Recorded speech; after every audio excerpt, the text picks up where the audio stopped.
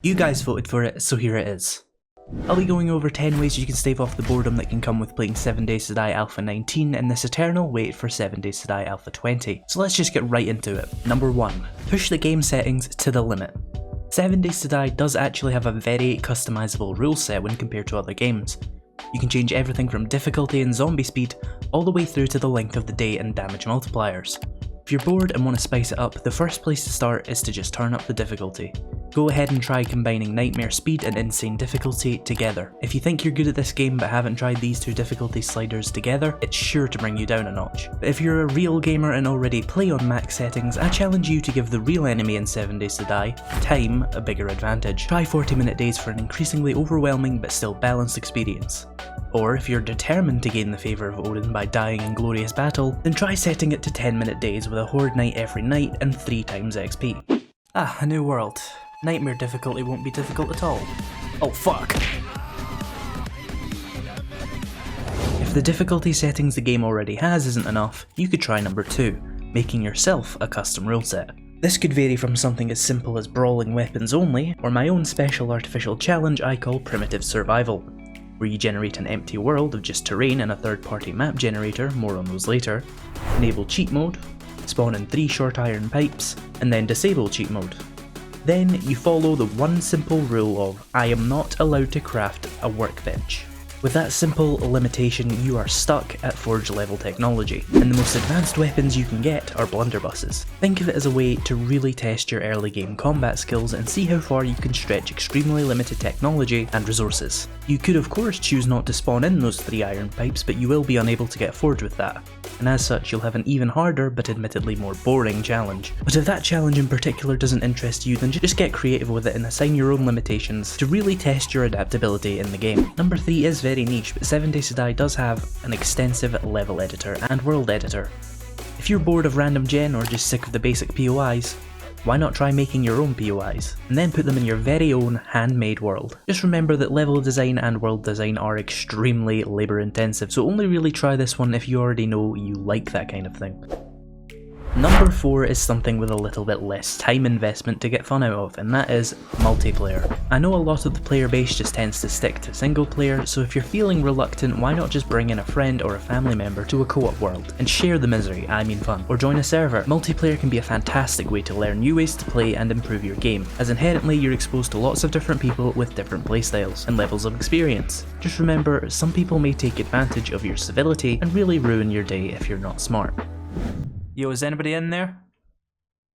I just joined the server. Yeah, what do you want?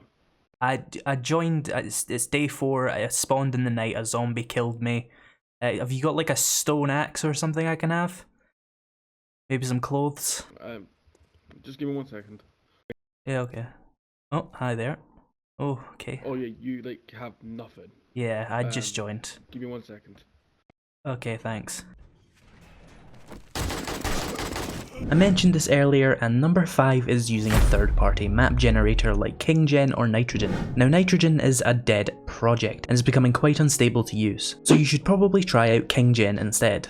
Customize the map to your liking, scattering POIs to make loot more scarce, or disabling biomes you don't like, or even making the world into just one biome, like the desert or the snow biome, for a real challenge. But it doesn't have to be used just for a challenge. It can be used to get some much better looking worlds than what the Alpha 19 map generator can currently make, with much more emphasis on meaningful height generation and more varied biome placement. You can also use a third-party map generator to help you out with number 6. Number 6 is another kind of artificial challenge like number 2, but the main point of it isn't actually to challenge you, but rather to create a much more interesting experience by disabling the traders with a map generator. Having no traders on a map opens up a lot more of the game than you'd normally find yourself using in the current trading, intellect and strength meta. It makes using things like perception and agility much less of a bad decision in the early game, as when trading is removed, the intellect tree becomes much less powerful. Give it a go, you never know. You might not be bored of the game, but rather the repetitive trading meta, and deliberately removing that crutch to force yourself to use more of the skills in the game could be what spices up your next playthrough. Ah, finally.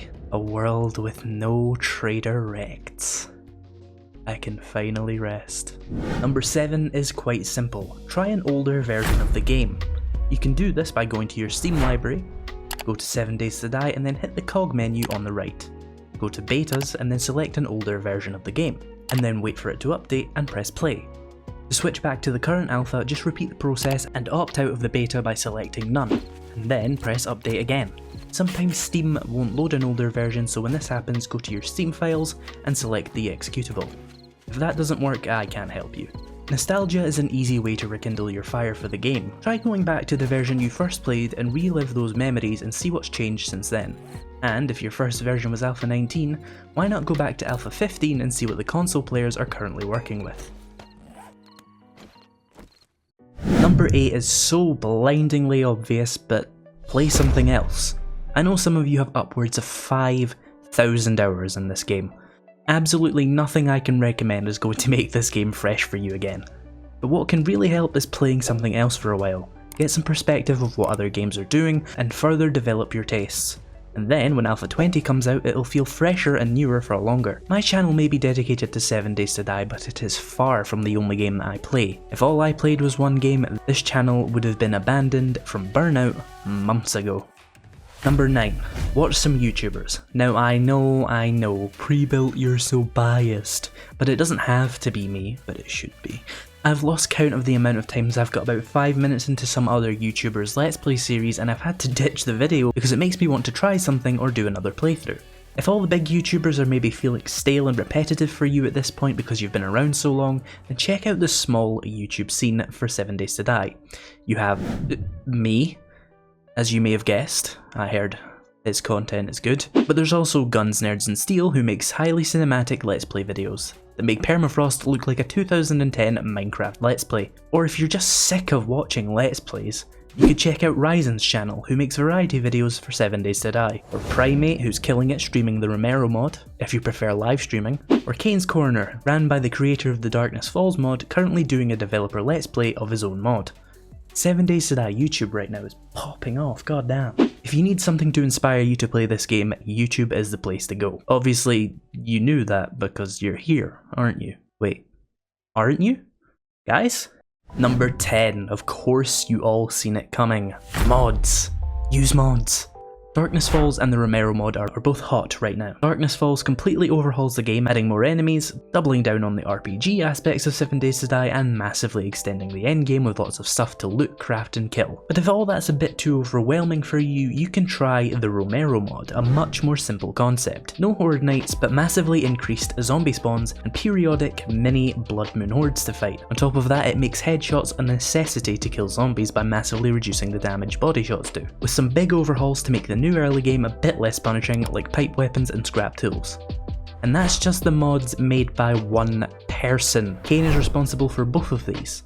I mean 2 for 2 on extremely popular overhaul mods, no need to flex on us like that, man. Of course there are hundreds of smaller modlets to add vehicles, weapons, zombies, whatever this is. If the vanilla game is just too damn stale, then get modding. If after all those ideas you're still bored and impatient for Alpha 20, why don't you check out this video popping up on the screen to get an overview of everything coming in Alpha 20, to get you that Alpha 20 hit in the meantime. Anyway guys, thank you so much for watching and I'll see you in the next video.